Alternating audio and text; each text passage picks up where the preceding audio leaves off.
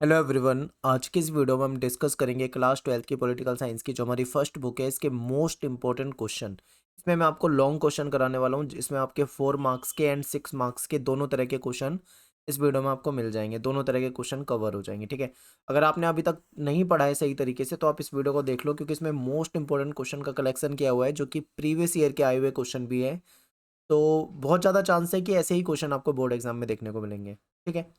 One shot video है, complete book एक ही video में आपको करा दूंगा। इसके बाद आज फर्स्ट फर्स्ट बुक है और सेकंड बुक की भी ऐसे ही वन शॉट वीडियो बनाऊंगा, तो दोनों बुकों के आपके इंपॉर्टेंट क्वेश्चन हो जाएंगे। एमसीक्यू ऑलरेडी करा दिए हैं दोनों बुक के, और सारे चैप्टर अच्छे तरीके से एक्सप्लेन पहले ही कर रखे हैं, ठीक है। तो आप चैप्टर की वीडियो भी देख सकते हो, लिंक आपको डिस्क्रिप्शन में दे दूंगा। और आप आपको कुछ पूछना हो तो आप इंस्टाग्राम पे मैसेज कर सकते हैं। क्लब स्टडी पॉइंट मेरा यूज़र नेम है और मेरा नाम है Satendra Pratap. Telegram group join कर लो, class 12th ESP new group. इस ग्रुप में मैं आपको इसकी पीडीएफ प्रोवाइड करा दूंगा, ठीक है। एमसीक्यू की पीडीएफ जो है हमने प्रोवाइड करा दिया, आप वहाँ से डाउनलोड कर सकते हो और जल्दी ही आपको ये वाले जो क्वेश्चन आंसर है इसकी भी पीडीएफ वहाँ डाल देंगे। और नया चैनल हमारा है फैक्ट्स विद भारत, आप इसे ज़रूर सब्सक्राइब करें ताकि आपको जो फैक्ट्स वाली वीडियो है वो मिलती रहे। पहला क्वेश्चन हमारे सामने है कि दूसरी दुनिया के देश किन्हें कहा जाता है। तो देखिए क्या हुआ, जब सेकेंड वर्ल्ड वॉर हुआ था इसके बाद पूर्वी यूरोप के देशों की राजनीतिक और सामाजिक व्यवस्था जो थी वो सोवियत संघ की समाजवादी तरीके से ढाल दी गई थी। आपको पता है कि सेकेंड वर्ल्ड वॉर यानी वर्ल्ड वॉर टू के बाद दुनिया जो है दो गुटों में बट गई थी, ठीक है। एक तरफ, और ये बंटवारा जो था यूरोप के जर्मनी से हुआ था। एक तरफ आप देखोगे पूर्वी यूरोप था, दूसरी तरफ पश्चिमी यूरोप था। पश्चिमी यूरोप जो था वो अमेरिका की साइड था और पूर्वी यूरोप जो था वो यूएसएसआर की तरफ था।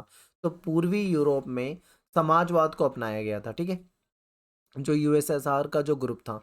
तो ऐसे में इन देशों को दूसरी दुनिया के देश या फिर आप इसको समाजवादी गुट के देश भी इसको कहा जाता है, ठीक है। सोशलिस्ट ब्लॉक्स भी इसको कहा जाता है। तो क्वेश्चन पूछा जा सकता है, पेपर में इंपॉर्टेंट है। सोवियत प्रणाली जो थी उसकी मुख्य विशेषता बताइए। देखिए सोवियत प्रणाली में क्या था कि पूंजीवाद का विरोध किया गया था, ठीक है। पूंजीवाद का विरोध किया गया था और उसके बदले में समाजवादी जो व्यवस्था है इसको अपनाया गया था। सोवियत प्रणाली जो थी वो नियोजित अर्थव्यवस्था थी, यानी कि पूरी तरीके से प्लान। कम्युनिस्ट पार्टी का यहाँ पे दबदबा था और ये अर्थव्यवस्था जो थी इनकी काफ़ी विकसित थी। इनके पास अच्छे संचार की प्रणाली थी। इनके पास विशाल ऊर्जा संसाधन थे जिसमें खनिज तेल, लोहा, इस्पात, ये सब चीज़ें थी। और यहाँ पे क्या था, सोवियत संघ की बात करें तो दूर दराज के जो इलाके थे यहाँ पे आवागमन की बेहतर व्यवस्था थी, बेहतर सुविधा थी इनके पास। सोवियत संघ का जो उपभोक्ता उद्योग था वो बहुत ज़्यादा मतलब उन्नत था। वहाँ पे पिन से लेकर कार तक हर चीज़ का निर्माण यहाँ पे हो जाता था। लोगों के लिए एक न्यूनतम जीवन स्तर भी सुनिश्चित करा हुआ था। उनको बेसिक सुविधा मिल जाती थी, जैसे उनको हेल्थ से रिलेटेड, एजुकेशन से रिलेटेड, ठीक है, ये सारी इनको सुविधाएं दे दी जाती थी। बेरोजगारी नहीं थी। मिल्कियत का जो प्रमुख होता था वो राज्य होता था, यानी राज्य का स्वामित्व होता था। सब कुछ राज्य के हाथ में होता था, राज्य के नियंत्रण में होता था। राज्य से मतलब यहाँ पे सरकार से है, ठीक है। तो ये सोवियत की विशेषता हो जाएगी। सोवियत संघ के विघटन के प्रमुख कारण क्या थे। देखिए मोस्ट इंपॉर्टेंट क्वेश्चन है, बिल्कुल आपको याद करके जाना है। सोवियत संघ के विघटन के कारण बहुत ज्यादा पेपर में पूछे जाते हैं। तो देखिए इसके पीछे कई सारे कारण थे, जैसे कि नागरिकों की राजनीतिक और आर्थिक आकांक्षाओं को पूरा ना कर पाना। सोवियत संघ क्यों टूटा था, क्योंकि वो अपनी जनता की जो राजनीतिक आर्थिक इच्छाएं थी उसको पूरा नहीं कर पा रहे थे, ठीक है। सोवियत प्रणाली जो थी उस पर नौकरशाही का सिकंजा कसता चला जाता। नौकरशाही का मतलब ब्यूरोक्रेसी होता है, यानी कि जो प्रशासनिक अधिकारी होते हैं इनका सिकंजा था। इनको मतलब विशेष आप ये कह सकते हो अधिकार थे या इनको ज़्यादा पावर थी, जिसकी वजह से जो आम जनता थी वो उसको फायदा नहीं था, ठीक है। कम्युनिस्ट पार्टी का शासन था, एक ही पार्टी का शासन था और इनका जो शासन था वो बुरा था।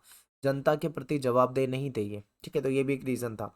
संसाधनों का अधिकतम उपयोग परमाणु हथियारों पे। अब इनके पास क्या है, संसाधन तो बहुत थे लेकिन इन्होंने संसाधनों का गलत उपयोग करा, ज्यादा से ज्यादा हथियारों में ही लगा दिए संसाधन, ठीक है। क्योंकि अमेरिका से इनको बराबरी करनी थी, इस चक्कर में इन्होंने अपने संसाधन हथियारों में लगा दिए, जनता की तरफ ध्यान नहीं दिया।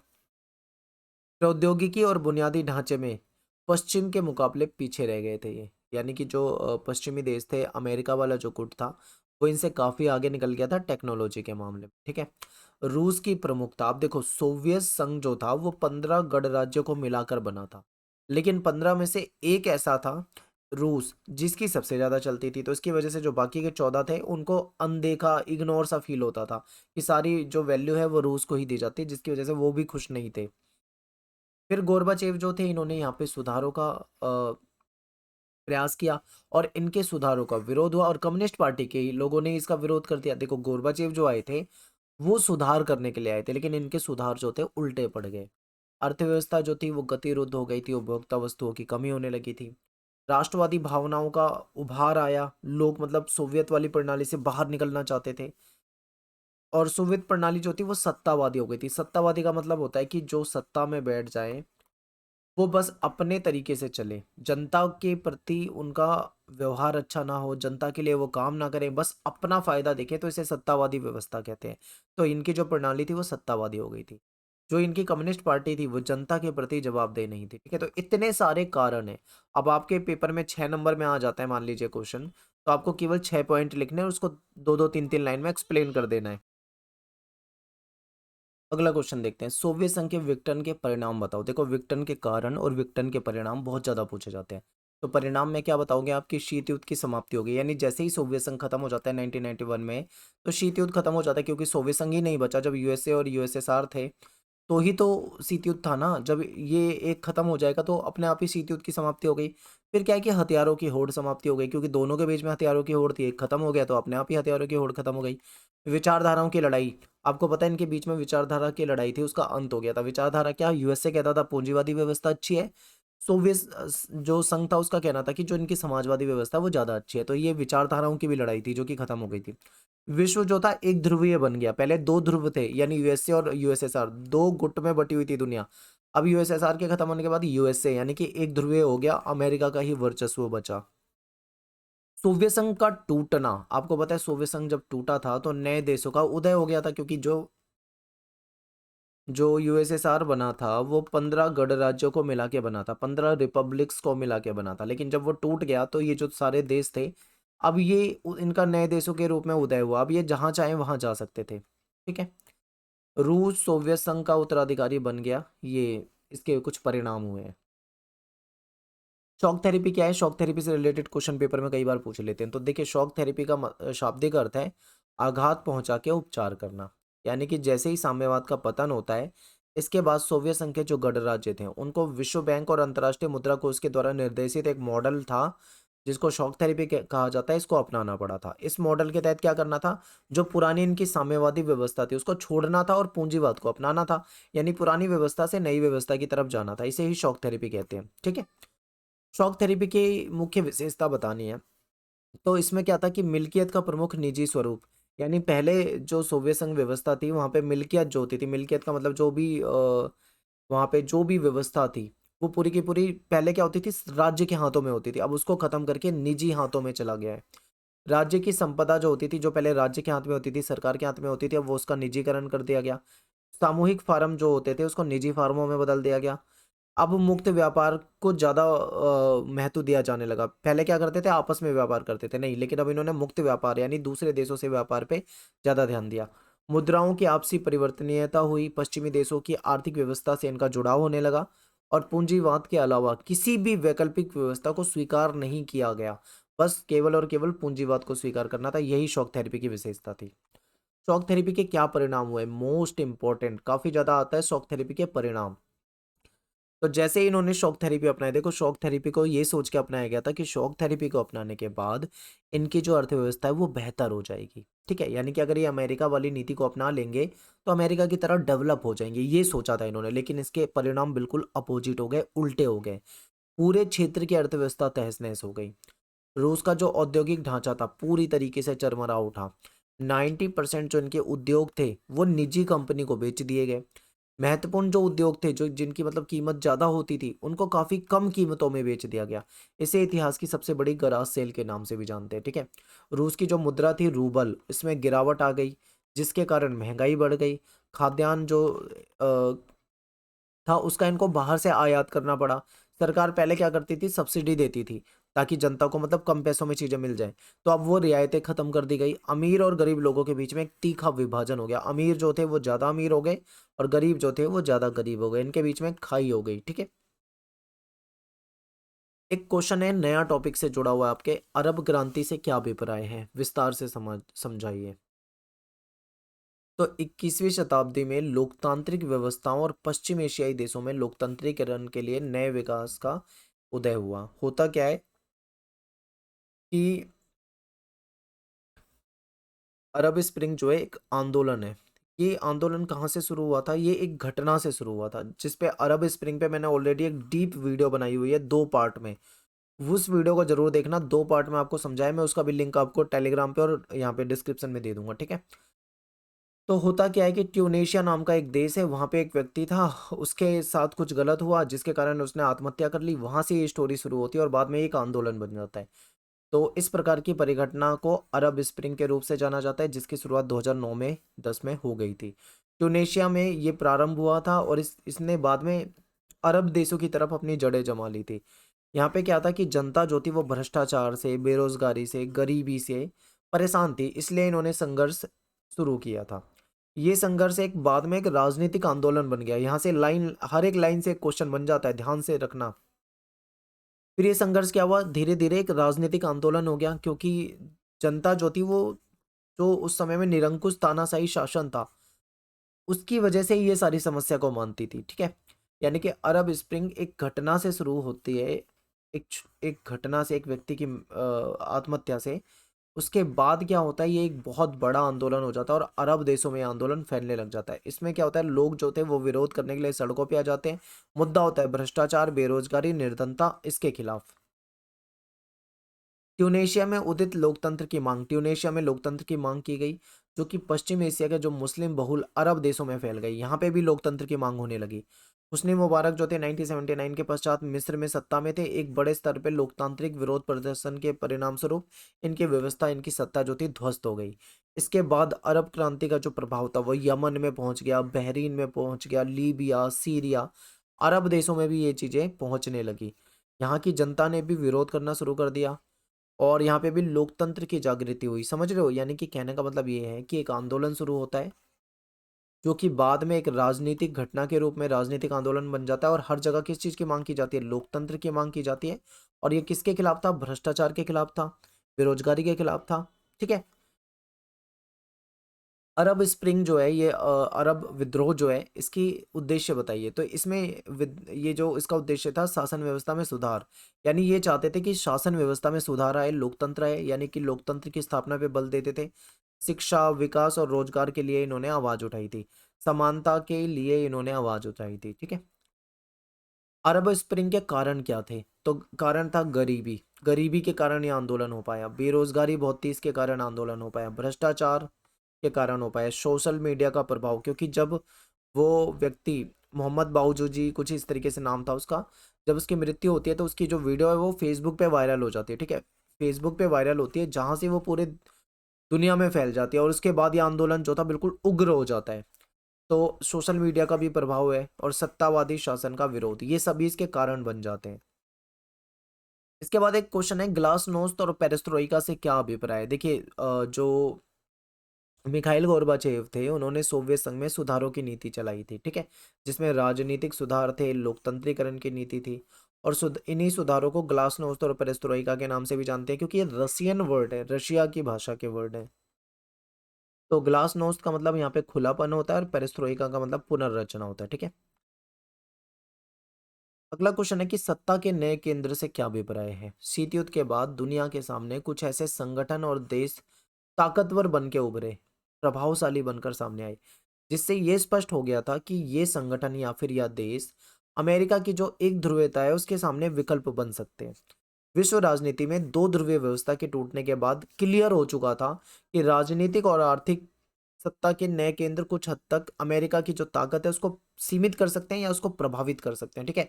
तो अब देखो, ये जो सत्ता के नए केंद्र है, इसमें केवल कोई देश नहीं बल्कि इसमें संगठन भी है, याद रखना। तो कुछ संगठन या देश प्रभावशाली बनकर जो उभरे थे, इससे पता लग गया था कि अमेरिका की एक ध्रुवीयता को चुनौती दे सकते हैं, विकल्प बन सकते हैं। इसीलिए इनको सत्ता के नए केंद्र या फिर सत्ता के वैकल्पिक केंद्र के नाम से हम जानते हैं। सत्ता के नए केंद्र कौन से थे? उसमें कुछ देश भी हैं और कुछ संगठन भी है। देश में ऐसे कौन से देश है जो अमेरिका को आने वाले समय में चुनौती दे सकते हैं? तो उसमें भारत का नाम आता है, रूस का नाम आता है, जापान का नाम आता है, चाइना हो गया, इजराइल हो गया, दक्षिण कोरिया। ऐसा माना जाता है कि सत्ता के नए केंद्र के रूप में उभरते हुए देश हैं, ठीक है, जो कि कहीं ना कहीं अमेरिका के वर्चस्व को कम करेंगे, ऐसा माना जाता है। दूसरी तरफ है संगठन। संगठन में आपको यूरोपीय संघ एक ताकतवर संगठन है, आसियान हो गया, सार्क हो गया, ब्रिक्स हो गया। तो इनसे भी ये उम्मीद की जाती है, ये सत्ता के नए वैकल्पिक केंद्र के रूप में से देख सकते हो, ठीक है। आसान क्वेश्चन है, पेपर पेपर में आ सकता है ये। एक क्वेश्चन काफी ज्यादा पेपर में आता है, मार्शल योजना। मार्शल योजना क्या है? तो अमेरिका ने द्वितीय विश्व युद्ध के बाद पश्चिमी यूरोप की जो अर्थव्यवस्था थी उसको दोबारा से खड़ा करने के लिए, दोबारा से उसको बेहतर बनाने के लिए बहुत जबरदस्त आर्थिक मदद करी थी, बहुत पैसे दिए थे, इसी को मार्शल योजना कहते हैं, ठीक है। यूरोपीय संघ की विशेषता बताइए, मोस्ट इंपोर्टेंट क्वेश्चन। जितने भी क्वेश्चन मैंने लिए हैं वो सारे के सारे इंपॉर्टेंट है, कहीं से भी आपके पेपर में कुछ भी आ सकता है। तो यूरोपीय संघ देखो, यूरोप के देशों का एक संगठन है। स्थापना इसकी 1992 में हुई थी।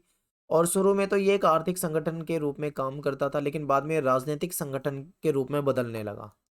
यूरोपीय संघ आर्थिक सहयोग करने वाली संस्था से बदलकर राजनीतिक संस्था बन चुकी थी, और ये एक विशाल राष्ट्र की तरह काम करने लगा था। इसके पास अपना झंडा है, अपना गान है, स्थापना दिवस है, मुद्रा है इसके पास अपनी, इसकी मुद्रा को यूरो कहा जाता है, ठीक है। 2016 में दुनिया की दूसरी सबसे बड़ी अर्थव्यवस्था बन गई थी। इसका सकल घरेलू उत्पादन जो है वो 17,000 अरब डॉलर था। आप देखो, आपके पास पुरानी एनसीईआरटी है तो ये डाटा आपको अलग मिलेगा, याद रखना, ये डाटा आपको अलग मिलेगा अगर आप ओल्ड एनसीईआरटी से पढ़ रहे हो तो। इसकी मुद्रा जो है यूरो, वो अमेरिकी डॉलर के प्रभुत्व के लिए खतरा बन सकती थी, क्योंकि यूरो मुद्रा जो है वो काफी मतलब आप उसे बेहतर मान सकते हो, तो अमेरिका के डॉलर के लिए खतरा बन सकती है। विश्व व्यापार में अगर बात करें तो ये जो यूरोपीय संघ है इसकी हिस्सेदारी जो है अमेरिका से भी 3 गुना ज्यादा है। तो ये इसकी विशेषता है, ठीक है। इसकी आर्थिक शक्ति का प्रभाव जो है यूरोप में, एशिया में, अफ्रीका में हर जगह देखने को मिलता है। विश्व व्यापार संगठन के अंदर भी ये एक महत्वपूर्ण समूह के रूप में काम करता है। इसका एक सदस्य देश फ्रांस जो है वो सुरक्षा परिषद का स्थायी सदस्य है। अब देखो, यहाँ पे दो देश थे, फ्रांस और ब्रिटेन। ब्रिटेन जो है वो एग्जिट हो गया था यूरोपीय संघ से, इसलिए इसको कहा जा रहा है कि फ्रांस जो है वो UNSC, United nation security council का परमानेंट मेंबर है, और फ्रांस जो है परमाणु शक्ति संपन्न देश भी है। तो ये भी आपको याद रखना है। और ये डेवलप देश है, इसमें ज्यादातर यूरोपीय संघ जो है, ये तो इसकी विशेषता बता दी। अब इसकी कुछ कमियां भी है और इसकी कुछ कमजोरियां भी है जो कि इंपॉर्टेंट है। अक्सर हम इसकी विशेषता को याद करके जाते हैं पर कमजोरियां नहीं पढ़ते, पेपर में आ गया तो आपको कंफ्यूजन होगी। तो देखिए, यूरोपीय संघ के सदस्य देशों की अपनी विदेश और रक्षा नीति। अब यूरोपीय संघ में कई सारे देश हैं, हर देश की अपनी एक अलग विदेश नीति है, अपनी एक अलग रक्षा नीति है, ठीक है, जो कई बार एक दूसरे के खिलाफ हो जाती है, जिसकी वजह से कहीं ना कहीं ये कमजोर दिखता है। एग्जाम्पल आपके सामने है कि इराक पर जब अमेरिकी हमले हुआ था तो ब्रिटेन ने इस हमले का साथ दिया था, यानी अमेरिका इराक पे जो अमेरिका ने हमला करा था तो ब्रिटेन उसके सपोर्ट में आ गया था। लेकिन जर्मनी और फ्रांस जो है इस हमले के खिलाफ थे। अब देखो, ब्रिटेन, जर्मनी, फ्रांस ये सारे के सारे यूरोपीय संघ के देश हैं, लेकिन एक घटना पे ब्रिटेन तो साथ में आ जा रहा है, बाकी उसके अपोजिट में आ जा रहे हैं। तो यानी कई बार इनके बीच में हमें देखने को मिलता है कि बात नहीं बन पा रही है, ठीक है। ये एक एग्जाम्पल है। और देखो एक एग्जाम्पल, यूरोप के कुछ हिस्सों में यूरो मुद्रा को लागू करने को लेकर नाराजगी है। अब यूरोपीय संघ ने एक मुद्रा बनाई, यूरो मुद्रा इसको कहा जाता है, ज्यादातर देश में लागू हो गई, लेकिन दो देशों ने इसको मना कर दिया। एक था डेनमार्क और एक था स्वीडन। इन्होंने क्या करा, मोस्टेट संधि को भी मानने से इनकार कर दिया, और जो यूरोपीय मुद्रा यूरो है इसको भी मानने से इनकार कर दिया। तो यहाँ पे भी इनके बीच में हमें देखने को मिल रहा है कि विरोध हो जाता है। यूरोपीय संघ के कई सदस्य देश अमेरिकी गठबंधन में थे। ब्रिटेन यूरोपीय संघ से अलग हो गया है। यूरोपीय संघ ने 2003 में अपना संविधान बनाने का भी प्रयास किया, जिसमें वह असफल रहा। तो ये इसकी कुछ कमियां हैं, कमियां आपको याद करके जाना, हो सकता है कमियां पेपर में आ जाए, ठीक है। यूरोपीय संघ के गठन के उद्देश्य क्या थे, क्यों बनाया गया? इसलिए बनाया गया था क्योंकि एक समान विदेश और सुरक्षा नीति को अपनाया जा सके, आंतरिक मामलों में और न्याय से जुड़े मामलों में सहयोग हो सके, एक समान मुद्रा चल जाएगी जिससे कि इनको बेनिफिट मिलेगा, वीजा मुक्त आवागमन हो जाए ताकि यूरोपीय देश के बीच में आपस में ये बिना वीजा के, बिना परमिशन के एक दूसरे देश में आवागमन कर सके, इसलिए इसको बनाया गया था। आसियान की स्थापना कब हुई थी, उसके सदस्य देश का नाम बताओ। देखो, आसियान की स्थापना 1967 में हुई थी, और बैंकॉक घोषणा पत्र जो था, ठीक है, बैंकॉक घोषणा पत्र पे हस्ताक्षर करके आसियान की स्थापना की गई थी। शुरू में जब इसकी स्थापना हुई थी तो इसमें 5 देश थे, Indonesia, Malaysia, Philippines, Singapore, Thailand. ये 5 देश इसके शुरू के मेंबर है, लेकिन बाद में इसमें 5 देश और शामिल हो गए, जिसमें Brunei, Darussalam, Vietnam, Laos, Myanmar और कंबोडिया थे, ठीक है। बाद में इसकी संख्या 10 हो गई। तो पहले पूछे तो 5, बाद में कौन से जुड़े, ये 5। तो दोनों आपको पता होने चाहिए। कब स्थापना हुई? 1967 में। ठीक है, आगे देखिए। आसियान के उद्देश्य बताइए। तो आसियान का उद्देश्य है कि सदस्य देशों के आर्थिक विकास को तेज करना, इसके द्वारा सामाजिक और सांस्कृतिक विकास करना, कानून का शासन स्थापित करना और यूएनओ जैसे जो संस्था है इनके नियमों का पालन करके क्षेत्रीय शांति बढ़ाए रखना। ठीक है, ये इसके कुछ उद्देश्य हैं। आसियान शैली से क्या अभिप्राय है? इम्पोर्टेंट, बहुत ज्यादा पूछते हैं। देखिए, आसियान का जो काम करने का तरीका है ना, जिससे उसने बहुत ज्यादा यश कमाए, प्रसिद्धि कमाई है, इसी को आसियान शैली कहा जाता है। शैली का मतलब तरीका या वे है। तो अनौपचारिक, टकराव रहित, सहयोगात्मक, मेल मिलाप का जो नया उदाहरण पेश करके आसियान ने जो काफी नाम कमाया है, इसी को आसियान शैली कहा जाता है। क्योंकि आसियान का जो काम करने का तरीका है वो बिल्कुल अलग है। इनके बीच में अगर कोई विवाद भी हुआ है तो आसियान ने उसको बातचीत से सुलझा लिया है। तो इसका ये जो तरीका है, इसी को आसियान शैली कहा जाता है। आसियान समुदाय जो है, इसके तीन स्तंभ कौन से हैं? तो आसियान समुदाय के तीन स्तंभ है। आसियान सुरक्षा समुदाय, आसियान आर्थिक समुदाय, आसियान सामाजिक सांस्कृतिक समुदाय। अब इनके काम क्या है? देखो, नाम से ही पता लग जाए। सुरक्षा समुदाय का काम है सुरक्षा से संबंधित, आर्थिक समुदाय का काम है आर्थिक व्यवस्था को बेहतर बनाने, और सामाजिक सांस्कृतिक का काम है सामाजिक सांस्कृतिक व्यवस्था के लिए। तो अब इसका एक्सप्लेनेशन देख लो एक बार। सुरक्षा समुदाय जो है, इसका काम है क्षेत्रीय विवादों को सैनिक टकराव तक ना ले जाने की सहमति पे। यानी कि कोई क्षेत्रीय विवाद हो जाए तो उसको लड़ाई तक नहीं पहुंचाना, उससे पहले ही सुलझा लेना। यानी कहीं ना कहीं ये सुरक्षा के लिए काम कर रहा है। ठीक है। आर्थिक समुदाय का क्या उद्देश्य है? कि इनके बीच में एक साझा बाजार बने। ठीक है, और जिससे व्यापार हो और इनको आर्थिक लाभ हो। और सामाजिक सांस्कृतिक समुदाय का उद्देश्य है कि इनके देशों के बीच में टकराव की जगह बातचीत हो, सहयोग हो, और सामाजिक सांस्कृतिक जो विकास है वो हो सके।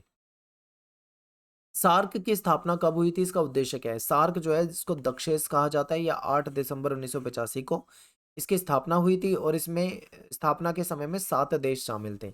भारत, पाकिस्तान, बांग्लादेश, नेपाल, भूटान, मालदीव, श्रीलंका। अफगानिस्तान भी इसका मेंबर है, बट ये इसमें बाद में शामिल हुआ था। जब स्थापना हुई थी उस समय अफगानिस्तान नहीं था, बाद में आया। ठीक है, ये याद रखना है। इसका जो हेडक्वार्टर है वो काठमांडू में है। काठमांडू कहाँ पे है? नेपाल में है। ठीक है, तो ये चीज़ आपको पता होनी चाहिए। अब क्वेश्चन ये है कि भाई बताइए, सार्क जो है, सार्क के उद्देश्य क्या है? ठीक है, सार्क के उद्देश्य क्या है?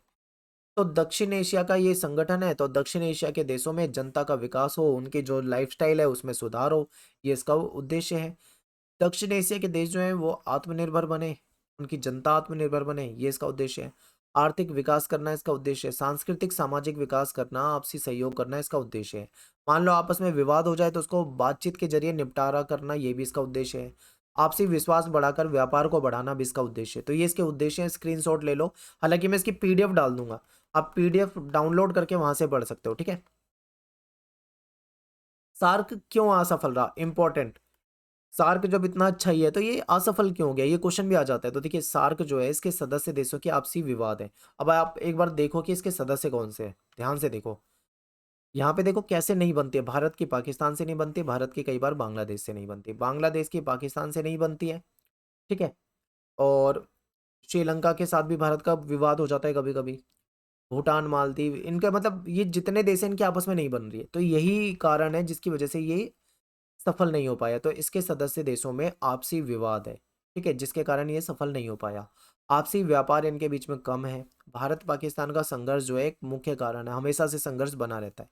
फिर आतंकवाद, अलगाववाद जैसे जो मुद्दे हैं, ये भी कारण है जिसकी वजह से ये असफल रहा है। और एक असफलता का कारण क्या है? जैसे कि आसियान ने जो विवाद थे उसको बातचीत से सुलझा लिए, लेकिन सार्क जो है अपने देशों के बीच में विवाद को बातचीत से सुलझाने में फेल हो गया है। ठीक है, तो ये भी एक कारण है। ये देश जो है आपस में लड़ते रहते हैं, इनमें एकता नहीं है, आपसी विवादों को बातचीत से नहीं सुलझा सके हैं। तो ये सारे इसके रीजन बन जाते हैं। ठीक है। ब्रिक्स, नया टॉपिक। ब्रिक्स के बारे में विस्तार से आपको बताना है। तो ब्रिक्स जो है दुनिया की उभरती अर्थव्यवस्थाओं वाले देशों का एक संघ है, एक संगठन है, ऐसा समझ लो। इसमें ब्राजील है, रूस है, भारत है, चाइना है और दक्षिण अफ्रीका है। पहले इसमें 4 देश थे, भारत सॉरी ब्राजील, रूस, भारत और चीन। यानी Brazil, Russia, India and China. South Africa जो है इसमें बाद में जुड़ा है। ठीक है। इस समूह को बनाने की शुरुआत 2006 में हो चुकी थी, पर इसका पहला सम्मेलन जो है वो 2009 में हुआ था। प्रारंभ में इसकी सदस्य संख्या 4 थी और दक्षिण अफ्रीका इसमें 2009 में जुड़ा था। ब्रिक्स के उद्देश्य क्या है? तो ब्रिक्स का उद्देश्य है अपनी अर्थव्यवस्था को उभारना, अंतर्राष्ट्रीय अर्थव्यवस्था और अपनी आर्थिक स्थिति में सुधार लेकर आना। ठीक है। इनके सदस्य देशों की जो अर्थव्यवस्था है उसको बढ़ाया जाए, व्यापार बढ़ाया जाए, राजनीतिक, आर्थिक और सुरक्षा सहयोग करा जाए। एक और इनके घरेलू और साझा चुनौतियों को आपसी सलाह से सुलझा लें, एक दूसरे से विवाद हो जाए तो उसको सुलझा लें, व्यापार को कैसे बढ़ावा दें, मुक्त व्यापार कैसे हो।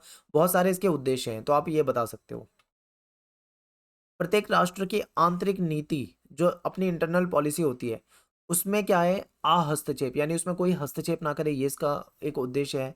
इसके अतिरिक्त सदस्य देशों के बीच में सहयोग हो सके, आर्थिक लाभ का वितरण हो सके, तो ये इसका उद्देश्य है। भारत और चीन के संबंधों पे चर्चा। शुरू में भारत और चीन के संबंध जो थे वो काफी मतलब एक समय में अच्छे हो गए थे, तो हिंदी चीनी भाई भाई का नारा बहुत फेमस था। लेकिन जब चाइना ने 1962 में आक्रमण कर दिया और जिसमें भारत हार गया, तो उसके बाद से ही आप ये लगा लो विवाद शुरू हो गए हैं। सीमा विवाद जो था, सीमा विवाद है जम्मू कश्मीर में लद्दाख वाले कुछ अक्साई चीन वाले हिस्से में, और अरुणाचल प्रदेश में भी चीन अपनी जगह बता रहा है उसे, इसको लेकर विवाद है, सीमा विवाद। चीन ने तिब्बत को कब्जा कर लिया था, हड़प लिया था, तब से विवाद हो गया। दलाई लामा ने भारत में शरण मांगी थी और इसको शरण दे दी गई थी इनको, तो उसके बाद भी चाइना से हमारा विवाद हो गया था। पंचशील समझौता हुआ था, लेकिन उस चाइना ने ये बोल दिया कि भारत उसके अंदरूनी मामले में दखल अंदाजी कर रहा है, जिसकी वजह से उसने पंचशील समझौते का उल्लंघन किया है। तो ये कुछ ऐसे टॉपिक हैं जो आप बता सकते हैं ऐसे पॉइंट को। पंचशील समझौते में 5 बातें हैं, पंच मतलब 5। वो कौन सी बातें हैं ये समझ लो। एक दूसरे की क्षेत्रीय अखंडता और प्रभुसत्ता का सम्मान करना, ये इसमें है। एक दूसरे पे आक्रमण ना करना, ये भी है। एक दूसरे के आंतरिक मामलों में दखल अंदाजी ना करना, समानता और शांतिपूर्वक सह अस्तित्व, ये 5 बातें इसमें प्रमुख थी। दक्षिण एशिया के देशों में किस प्रकार की राजनीतिक प्रणाली है, तो आपको पता है कि भारत और श्रीलंका में आज़ादी के बाद से लोकतंत्र सफलतापूर्वक कायम है। पाकिस्तान बांग्लादेश जो है, यहाँ पे कभी लोकतंत्र भी हो जाता है तो कभी सेना का शासन भी हो जाता है। नेपाल जो था पहले संवैधानिक राजतंत्र था, बाद में लोकतंत्र के लिए यहाँ पे काम हुआ। भूटान में राजतंत्र है। मालदीव की बात करें तो 1968 तक ये सल्तनत था, लेकिन अब यहाँ पे लोकतंत्र है। ठीक है, तो ये यहाँ की व्यवस्था है। एक क्वेश्चन पेपर में आता है कि देखिए, दक्षिण एशिया में लोकतंत्र का रिकॉर्ड मिला जुला है, लेकिन फिर भी जनसाधारण लोकतंत्र का समर्थक है, इस कथन की व्याख्या करो। तो दक्षिण एशिया के जो देश हैं, यहाँ पे क्या किया गया, 5 देशों में एक सर्वे कराया गया। सर्वे में ये पूछा गया कि बताइए आपको कैसी राजनीतिक व्यवस्था पसंद है। तो ये सर्वे जो था बांग्लादेश, भारत, नेपाल, पाकिस्तान, श्रीलंका, इन 5 देशों में हुआ था। तो पांचों देशों में सबसे ज्यादा जो पसंद किया गया वो लोकतंत्र को पसंद किया गया, यानी लोकतंत्र को जनता का समर्थन जो है वो ज्यादा मिला। तो इस तरीके से हम कह सकते हैं कि दक्षिण एशिया में लोकतंत्र का रिकॉर्ड जो है वो मिला जुला रहा है, लेकिन फिर भी जनसाधारण जो है वो लोकतंत्र का समर्थक है। ठीक है, सभी क्या है, लोकतंत्र को समर्थन करते हैं। भारत और बांग्लादेश के बीच में सहमति और असहमति के 3 मुद्दे बताने हैं आपको। सहमति किन बात पे, तो देखिए ये क्वेश्चन इंपॉर्टेंट है, पहले बता रहा हूँ, ये बहुत ज्यादा आता है। भारत और बांग्लादेश के बीच में 3 ऐसे मुद्दे बताओ जिसमें सहमति है, और 3 ऐसे मुद्दे बताओ जिसमें असहमति है। तो आपदा प्रबंधन का मुद्दा, पर्यावरण का मुद्दा, और जो हमारी जो पूर्व चलो की ओर की नीति है, और व्यापार का मुद्दा, इस पे तो सहमति बन गई है। लेकिन जो ब्रह्मपुत्र नदी है उसके पानी को बंटवारे को लेकर विवाद है। अवैध आप्रवास का मुद्दा है। जो कट्टरपंथी इस्लामी जमात है, ये इसका समर्थन करते हैं, तो जो कि भारत का विरोध करते हैं, भारत में आतंकवाद फैलाने की कोशिश करते हैं, तो इस पे असहमति है। भारत को प्राकृतिक गैस निर्यात ना करने का फैसला, ये भी क्या है, असहमति वाला मुद्दा है। दक्षिण एशिया के देशों में किस प्रकार की राजनीतिक प्रणाली है, तो ये मैं आपको पहले ही बता चुका हूँ कि कहाँ पे लोकतंत्र है, कहाँ पे राजतंत्र है। ये क्वेश्चन आई थिंक रिपीट हो गया गलती से। ठीक है, ये बता चुके हैं हम इसे, आगे चलते हैं। सिंधु नदी जल समझौता कब और किसकी सहायता से हुआ था, तो भारत पाकिस्तान के बीच में सिंधु नदी जल समझौता 1960 में हुआ था, और ये समझौता विश्व बैंक की सहायता से हुआ था। ठीक है, इस समझौते पर भारत के तत्कालीन जो प्राइम मिनिस्टर नेहरू जी थे, इन्होंने पाकिस्तानी राष्ट्रपति अयूब खान के साथ हस्ताक्षर किए थे और ये समझौता करा था। दक्षिण एशिया के देशों का मुख्य समस्या क्या है, मोस्ट इंपोर्टेंट क्वेश्चन। देखो, दक्षिण एशिया का जो देश है वो दक्षिण एशिया के जो देश हैं वो संवेदनशील देशों में आते हैं। जैसे कि दक्षिण एशिया का जो क्षेत्र है वो संघर्ष वाला क्षेत्र है। इनके बीच में सीमा विवाद है, इनके बीच में नदी जल विवाद है, इनके बीच में जातीय संघर्ष देखने को मिलता है, और ये इलाका काफी संवेदनशील है। एक क्वेश्चन पेपर में बहुत आता है कि पाकिस्तान में लोकतंत्र के स्थायी ना रह पाने के क्या कारण है। तो पाकिस्तान में तीन कारण है जिसकी वजह से लोकतंत्र स्थायी नहीं रह पाया। पहला कारण है कि यहाँ पे सेना, धर्मगुरु और भूस्वामी जो है इनका बहुत ज्यादा दबदबा है। दूसरा क्या है, भारत के साथ हमेशा जो पाकिस्तान के रिलेशन रहे वो संबंध जो रहे तनावपूर्ण रहे। इसके कारण भी पाकिस्तान में सेना समर्थक समूह जो है वो ज्यादा शक्तिशाली है। तीसरा है कि यहाँ के राजनीतिक दल जो है वो भ्रष्ट है, बहुत ज्यादा भ्रष्टाचार है। ठीक है, तो ये तीन कारण है। चौथा, आप बता सकते हो कि पाकिस्तान में लोकतांत्रिक शासन को चलाने के लिए कभी भी कोई अंतर्राष्ट्रीय समर्थन इनको मिला ही नहीं। अमेरिका और पश्चिमी देशों ने खूब अपने स्वार्थ के लिए इनका खूब फायदा उठाया और इनको सैनिक शासन को बढ़ावा दिया है। तो ये भी एक रीजन हो सकता है। भारत पाकिस्तान के बीच में विवाद के कारण क्या है? देखिए, कश्मीर विवाद जो कि अब आर्टिकल 370 हटाने के बाद परमानेंट खत्म ही कर दिया गया है। नदी जल विवाद, ठीक है, नदी जल विवाद है दोनों के बीच में। आतंकवाद को लेकर विवाद रहता है। भारत विरोधी गतिविधि जो है पाकिस्तान की तरफ से, इनकी जो खुफिया एजेंसी आईएसआई वो भी कहीं ना कहीं इसमें संलिग्न है।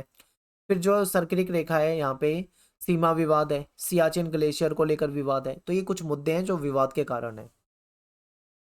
दक्षिण एशिया के अपेक्षाकृत छोटे देशों के भारत के प्रति आशंका भरे व्यवहार का कारण बताइए। आपको पता है दक्षिण एशिया के देशों में भारत जो है सबसे बड़ा देश है और सबसे ताकतवर देश है। ऐसे में जो छोटे देश हैं जैसे श्रीलंका हो गया, नेपाल हो गया, मालदीव हो गया, ठीक है, पाकिस्तान या फिर बांग्लादेश जैसे देश हैं, तो ये कहीं ना कहीं भूटान जैसे देश भारत को शक के नजरिए से देखते हैं। ऐसा क्यों देखते हैं? तो इसके पीछे कारण है। क्या कारण है? भारत का जो आकार है वो बहुत बड़ा है। भारत में भौगोलिक विशिष्टता बहुत ज़्यादा है। यहाँ पे बहुत ज़्यादा जनसंख्या है। इसकी अर्थव्यवस्था बहुत अच्छी है, सेना भी सबसे बड़ी है, टेक्नोलॉजी में भी सबसे आगे है और अंतर्राष्ट्रीय राजनीति में भी सबसे महत्वपूर्ण स्थान है। तो इन इतना कुछ भारत के पास है जिसकी वजह से जो पड़ोसी देश हैं वो इसे शक की नज़रों से देखते हैं। कई बार आपसे फुल फॉर्म वाले क्वेश्चन आ जाते हैं, सार्क हो गया, साफ्टा हो गया, एल लिट्टे हो गया, आईपीकेएफ हो गया, इनका पूरा नाम पूछ लेते हैं। तो सार्क को क्या बोला जाता है? South Asian association of regional corporation. आप कोशिश करो कि आप इंग्लिश में याद रखो, ठीक है, हिंदी में आप याद करते होगे पर आप कोशिश करो कि इंग्लिश में याद करो, इंग्लिश में लिखो पेपर में, क्योंकि यहाँ पे गलती के चांस कम हो जाते हैं। साफ्टा क्या है? South Asian free trade agreement. लिट्टे क्या है? Liberation tiger of Tamil. IPKF क्या है? Indian peace keeping force. ठीक है। श्रीलंका में जातीय संघर्ष के बावजूद भी आर्थिक और अन्य क्षेत्रों में काफी तरक्की इसने करी है, बताइए। तो श्रीलंका में बहुसंख्यक लोग जो है वो सिंगली समुदाय है। अल्पसंख्यक कौन है वहां पे? तमिल समुदाय जो कि भारत से जाके बसा हुआ है। इनके बीच में क्या रहता है? हमेशा संघर्ष रहता है। ठीक है, इसके बावजूद भी श्रीलंका ने आर्थिक क्षेत्र में काफी तरक्की की थी। लेकिन वर्तमान में तो श्रीलंका डूबा हुआ है, ये याद रखना। ये आपकी जब एनसीईआरटी छपी थी पहली बार, उस समय के हालात के अकॉर्डिंग है, लेकिन आज के समय में ये मत सोचना कि श्रीलंका बहुत ज्यादा डेवलप है। तो चलिए समझते हैं इसको। जनसंख्या की वृद्धि पर श्रीलंका ने सफलतापूर्वक नियंत्रण किया है। दक्षिण एशिया का पहला ऐसा देश है जिसने अपनी जनसंख्या पे नियंत्रण कर लिया। दूसरा क्या है? दक्षिण एशिया में अपनी अर्थव्यवस्था का सबसे पहले उदारीकरण, लिबरल, यानी व्यापार को बढ़ावा देना, लाइसेंस प्रणाली को आसान करना, ये वाला काम सबसे पहले श्रीलंका ने किया। श्रीलंका का जो सकल घरेलू उत्पाद है वो दक्षिण एशिया में सबसे ज्यादा है। ठीक है, संघर्षों के बावजूद श्रीलंका में लोकतांत्रिक राज्य व्यवस्था जो है वो कायम है। सबसे बड़ी बात यह है कि यहाँ पे लोकतंत्र हमेशा से कायम है। सार्क के उद्देश्य बताइए। तो सार्क के उद्देश्य भी ऑलरेडी बता चुके हम, ये भी रिपीट हो गया गलती से। आगे चलते हैं।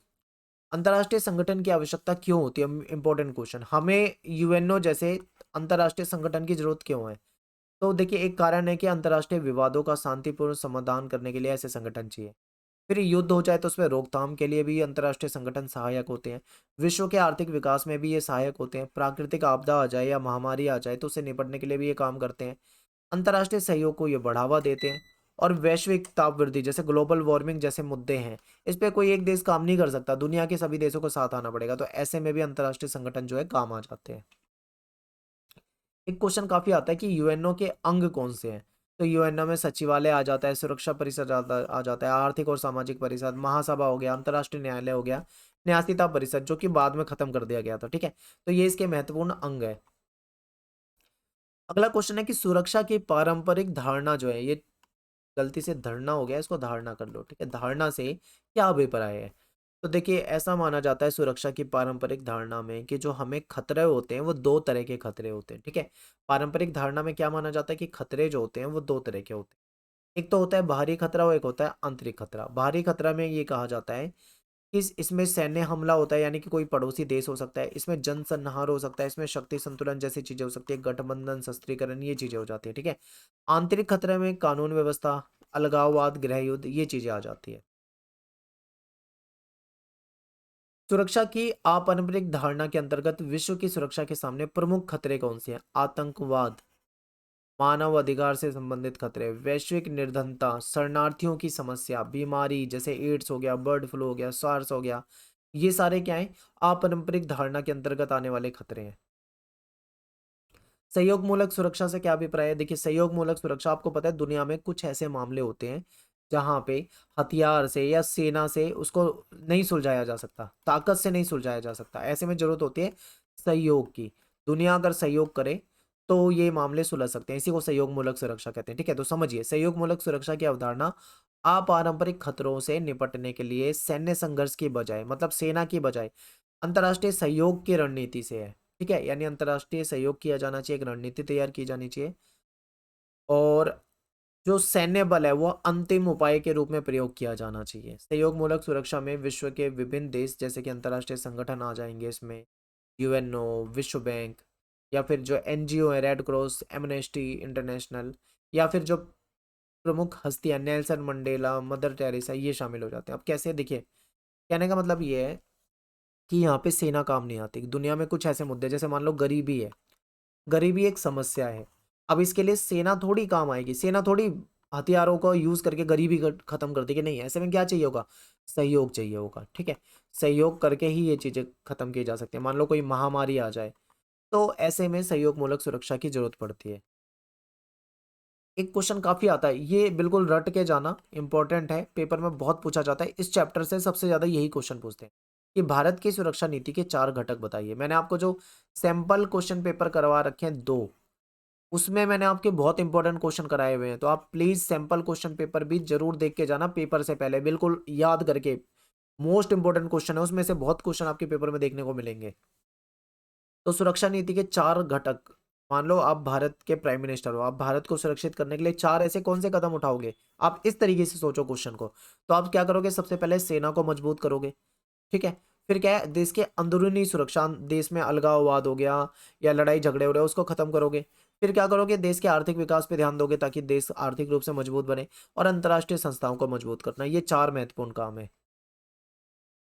वैश्विक राजनीति में पर्यावरण की चिंता अपरिहार्य है, स्पष्ट करो।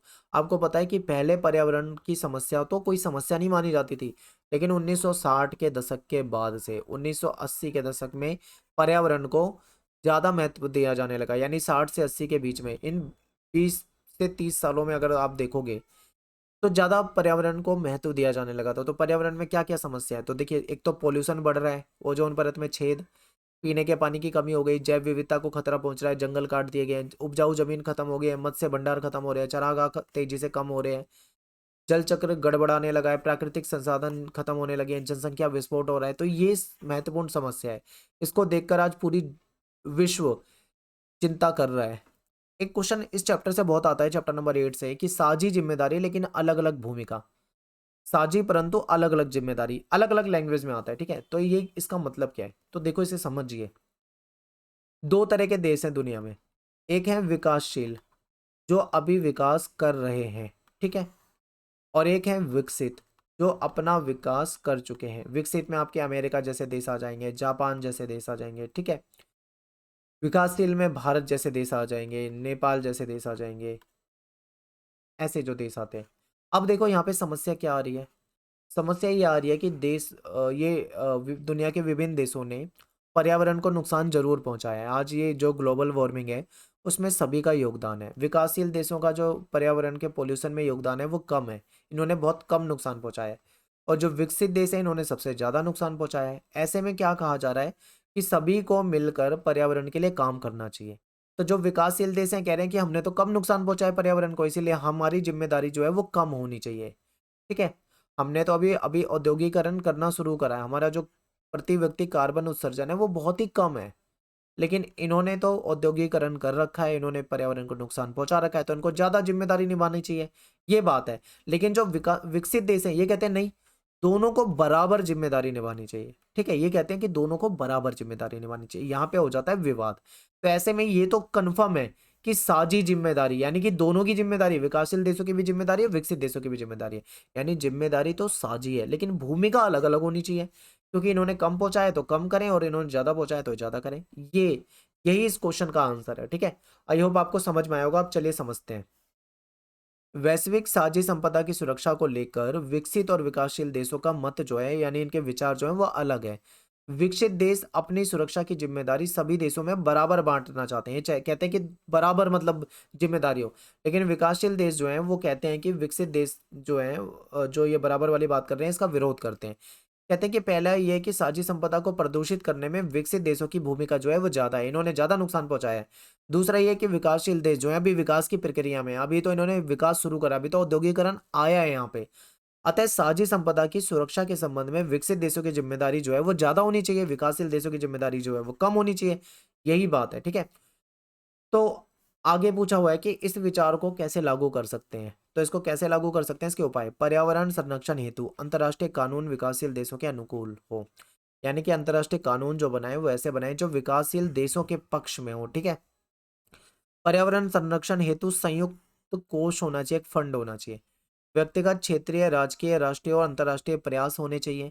साझी संपदा और संसाधनों पर अनुसंधान कार्य किए जाने चाहिए, ये कुछ काम है जो किए जा सकते हैं। विश्व में पर्यावरण प्रदूषण के क्या कारण है, इसका संरक्षण कैसे कर सकते हैं, तो पर्यावरण प्रदूषण के कारण क्या है। जनसंख्या में वृद्धि, पेड़ों की कटाई, उपभोक्ता संस्कृति को बढ़ावा दिया जा रहा है, उपभोक्तावादी संस्कृति को, संसाधन का ज्यादा इस्तेमाल किया जा रहा है, औद्योगिकरण बहुत बढ़ रहा है, पर्यावरण परिवहन की बात करें तो अत्याधिक साधन हो गए हैं, जिसकी वजह से क्या है, पर्यावरण को नुकसान हुआ है। संरक्षण के उपाय क्या हो सकते हैं, देखिए संरक्षण कैसे कर सकते हैं। जनसंख्या को नियंत्रण में लाओ, कानून बनाओ जिससे कि जनसंख्या कम रहे, लोगों को जागरूक करो, पौधों का, वनों का संरक्षण करो, ज्यादा से ज्यादा पेड़ लगाओ, वनों की कटाई पे रोक लगाओ, पर्यावरण मित्र तकनीक का प्रयोग करो, प्राकृतिक संसाधनों का संतुलित प्रयोग होना चाहिए, परिवहन के सार्वजनिक साधनों का प्रयोग होना चाहिए। ठीक है, जनता को जागरूक करो, कार्यक्रम चलाओ, अंतर्राष्ट्रीय सहयोग की जरूरत पड़ेगी। तो ये कुछ तरीके हो सकते हैं, उपाय हो सकते हैं। वैश्वीकरण क्या है, वैश्वीकरण का मतलब होता है प्रवाह, प्रवाह का मतलब होता है एक चीज का दूसरी जगह पे पहुंच जाना।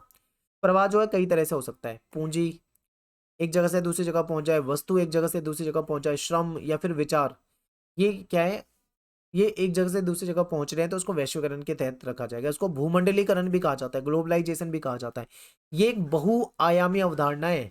ठीक है, ये मतलब केवल आर्थिक नहीं है, इसको ज्यादातर आर्थिक मान लेते हैं, इसमें सांस्कृतिक, राजनीतिक, सामाजिक हर तरह की चीजें इसमें शामिल हो जाती हैं। वैश्वीकरण के कारण क्या है, तो देखिए वैश्वीकरण क्यों हो पाया है, अच्छी टेक्नोलॉजी यानी उन्नत टेक्नोलॉजी के कारण हो, आज विश्वव्यापी पारस्परिक जुड़ाव हो गया है। ठीक है, आप देखो आज के समय में क्या है, मान लो मुझे यूएसए में मेरा कोई फ्रेंड है, मुझे उसके पास अपना संदेश पहुंचाना है, तो मैं इंटरनेट के जरिए वन क्लिक में, बस यहाँ से वन क्लिक करूंगा और उसके पास मेरा संदेश पहुंच जाएगा। तो यानी मेरे विचार आज अमेरिका पहुंचने में बस 1 से 2 सेकंड का टाइम लगेगा। समझ रहे हो, ये क्यों हो पाया है, टेक्नोलॉजी के कारण। अगर टेक्नोलॉजी नहीं होती तो वैश्वीकरण नहीं हो पाता इस लेवल पे जैसा आज है। फिर टेलीग्राफ, टेलीफोन, माइक्रोचिप, इंटरनेट, इन सब चीज़ों के विकास के कारण संचार की क्रांति दिखाई दी है। पर्यावरण की वैश्विक समस्याएं जैसे सुनामी, जलवायु परिवर्तन, ग्लोबल वार्मिंग से निपटने के लिए अंतर्राष्ट्रीय सहयोग, ये सब चीज़ें इसमें आ जाएंगी। ठीक है, वैश्वीकरण की विशेषताएं क्या है, तो विशेषता यह है कि आज के समय में पूंजी, श्रम, वस्तु, विचार जो है बहुत तेजी से ये क्या है, इसका प्रवाह हो रहा है। पूंजीवादी व्यवस्था को और खुलेपन को आज कहीं ना कहीं अपनाया जा रहा है और विश्व व्यापार में वृद्धि भी हो रही है। देशों के बीच में जो आपसी जुड़ाव है कहीं ना कहीं ये बढ़ रहा है। विभिन्न आर्थिक घटनाएं जैसे मंदी या तेजी या महामारी या कुछ भी है, इससे पूरी दुनिया प्रभावित हो रही है। ये सब वैश्वीकरण की विशेषताएं हैं। वैश्वीकरण के आर्थिक प्रभाव बताओ, तो देखिए अंतर्राष्ट्रीय मुद्रा कोष, विश्व बैंक और विश्व व्यापार जैसे संगठन जो है, ये अंतर्राष्ट्रीय संस्थाओं द्वारा आर्थिक नीति का निर्माण किया जा रहा है। इन संस्थाओं से धनी और प्रभावशाली और विकसित देशों का प्रभुत्व दुनिया में फैल रहा है। आयात प्रतिबंध जो पहले बहुत ज़्यादा होते थे। पहले क्या करते थे, बाहर से आने वाली चीज़ें पे प्रतिबंध लगा देते थे ताकि देश की चीज़ों को बढ़ावा मिले। अब वैश्वीकरण के कारण ये चीज़ खत्म हो रही है, इसमें कमी आ रही है। पूँजी का प्रवाह, पूँजीवादी देशों को लाभ है, परंतु श्रम का निर्बाध और प्रवाह ना होने के कारण विकासशील देशों को कम लाभ। देखो पूँजी क आज के समय में एक देश से दूसरे देश में बहुत तेज़ी से फैल रही है, जा रही है, ठीक है? इससे लाभ जो है वो ज़्यादातर किसको होता है? विकसित देशों को हो जाता है, लेकिन विकासशील देशों को लाभ उतना ज़्यादा नहीं हो पा रहा है। विकसित देश जो हैं वो कठोर वीज़ा नीति अपना लेते हैं, जिससे कि जो विकासशील देशों के लोग हैं वो वहाँ पे आसानी से ना जा सकें, ठीक है?